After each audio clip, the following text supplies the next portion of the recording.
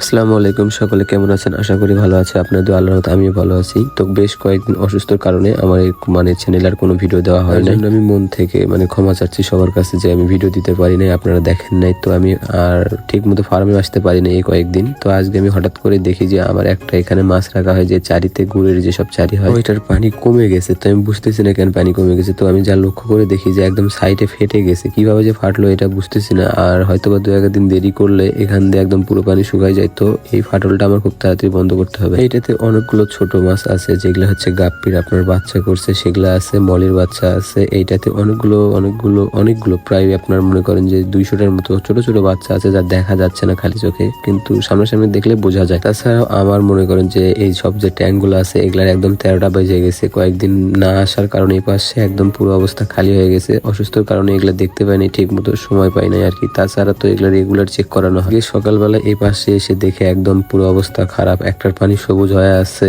আর একটার পানিতে মনে করেন যে আপনার অ্যালগি জমে গেছে, একদম পুরো ভরপুর হয়ে আছে। আর এগুলো একদম এলোমেলো, সবকিছু এলোমেলো হয়ে আছে। আল্লাহর রহমত এরপর থেকে এগুলা সবগুলো এখন ঠিক মতো দেখাশোনা করা হবে, কারণ আমি চাচ্ছি না যে এগুলো আবার নষ্ট হয়ে যাক। শীতের আগে সবগুলো থেকে একদম পরিপাটি করে রাখা হবে। আর এই গাছে একদম পানি পাগর গাছগুলো মারা যাচ্ছিল, আর একটু হলে কিছুদিন হলে মারাই যাইতো। খুব তাড়াতাড়ি আমি এগুলা এখান থেকে সরাই ফেলবো, কারণ এখানে হচ্ছে আশা কম পড়ে। এটা একদম বাসার